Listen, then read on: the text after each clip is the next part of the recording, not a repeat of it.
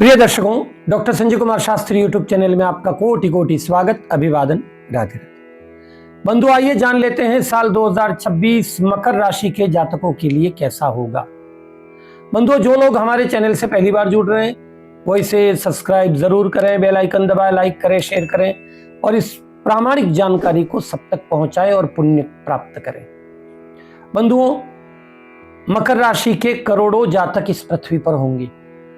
सबके भाग्य अलग अलग हैं, सबकी जन्मपत्री अलग अलग है, सबके अपने कर्म अलग अलग हैं। किंतु हम जो बताने जा रहे हैं वो एक मकर राशि का स्थूल जनरल भविष्य फल है। आप हमारे बताए गए इस मोटे मोटे उपायों को और मोटे भविष्य फल को बिल्कुल अंगीकार करें, स्वीकार करें, इसकी पालना करें और जो रेमेडी हम आपको सजेस्ट कर रहे हैं उसके हिसाब से आप चलेंगे तो निश्चित रूप से इस वर्ष आने वाली दुविधाओं से आप बच जाएंगे।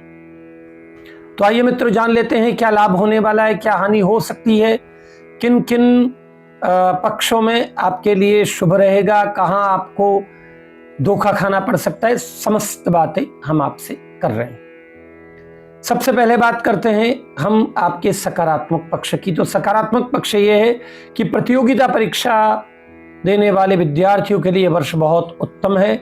आपके द्वारा किए गए प्रयास आपको निश्चित रूप से सफलता की ओर ले जाएंगे। उसके लिए केवल आपको एक ही कार्य करना है, तांबे के लोटे में जल भर के उसमें तिल, लाल पुष्प, कुमकुम और चावल डाल के, मिर्ची के लाल मिर्च के 7 दाने डाल के, बीज डालकर आप सूर्य देव को अर्घ्य दें ओम गृणी सूर्याय नमः मंत्र से, और वहीं खड़े खड़े आप आदित्य हृदय स्तोत्र का पाठ करें। निश्चित रूप से आपको राजकीय सेवा में सफलता मिलेगी। अगर आप अविवाहित हैं तो आपकी विवाह की योजना बनेगी।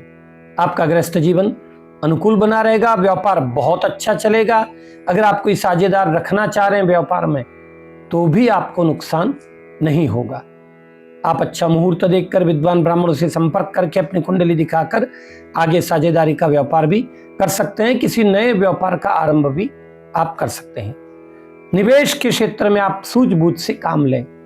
कहाँ निवेश करना चाहिए, कहाँ नहीं करना चाहिए, अच्छे से आप उसमें ज्ञान लेकर ही आगे बढ़ना चाहिए। अन्यथा आपके द्वारा किया गया निवेश कहीं न कहीं आपको नुकसानदायक हो सकता है। भूमि, भवन, वाहन, मकान, इन सब कार्यों की लेन देन में भी सूझबूझ रखनी है और स्वास्थ्य का ध्यान रखना है। बवासीर के रोग, नाक कान गले के रोग, चर्बी से संबंधित, मोटापे से संबंधित रोग आपको परेशान कर सकते हैं। मूल रूप से आपको 10 फरवरी से लेकर 9 मई तक पूर्ण सावधान रहना चाहिए। हर दृष्टि से स्वास्थ्य को लेकर भी, अपने भाई के पक्ष को लेकर भी आपके द्वारा की गई मेहनत आपको 0 फल दे सकती है इस पीरियड में। इसलिए सही दिशा में सही काम करें, बोलने में सावधानी रखिएगा, वाणी विवेक रखिएगा।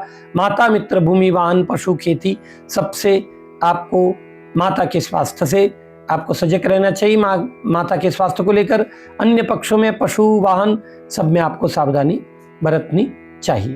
अगर आपका स्वास्थ्य पहले से खराब है और कोई ऑपरेशन होने वाला है तो आप ये जरूर ध्यान रखिएगा, अगर जहां तक टल सके आप अपने ऑपरेशन को 10 फरवरी से 9 मई तक जरूर टालिएगा।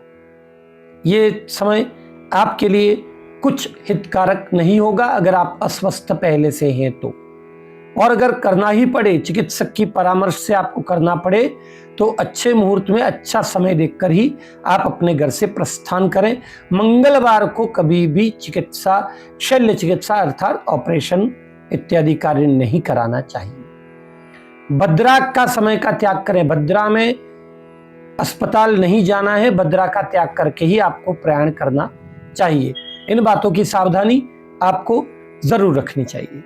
इस पूरे वर्ष में आपको धन की समस्या विशेष रूप से नहीं रहेगी। थोड़ा प्रयास करने पर धन की व्यवस्था हो जाएगी। कोई भी आपका काम रुकेगा नहीं। आपके लिए इस वर्ष बस परिवार के लोगों से अलगाव न हो, अपने वाणी व्यवहार पर पूरा नियंत्रण आपको रखना ही चाहिए। अन्य सारे ही पक्ष सुदृढ़ बन रहे हैं। साझेदारी का व्यापार हो, दलाली का अगर आप कोई काम कर रहे हैं, आप अगर कपड़े का काम नया स्टार्ट करना चाहते हैं जरूर करिए, आपको सफलता मिलेगी। आयात निर्यात के कामों में भी आपको लाभ प्राप्त होगा। ये पूरा वर्ष आपके लिए अच्छा व्यतीत हो, उसके लिए आपको भगवान गणेश जी की आराधना 1 जनवरी से ही आरंभ करनी है। नित्य आपको भगवान गणेश जी का गणपति अथर्वशीष का पाठ करना है और प्रत्येक बुधवार को एक लड्डू, कच्ची कुलर, आटा, घी और गुड़ का 2 लड्डू बनाएं, एक घर के गणेश जी को समर्पित करें, एक मंदिर जाकर समर्पित करें। लड्डू के साथ 11 दुर्वा और एक मीठा पान अगर आप ले जाएंगे तो निश्चित रूप से आपके लिए बहुत ज़्यादा फलदायक होगा। शमी पत्र भगवान गणेश को अत्यंत पसंद है। आप शमी पत्र चढ़ाएंगे तो आपके ऊपर आने वाली सभी समस्याओं का निदान होगा। परमात्मा ये पूरा वर्ष आपके लिए शुभ करे, ऐसी हम प्रार्थना करते हैं। राधे।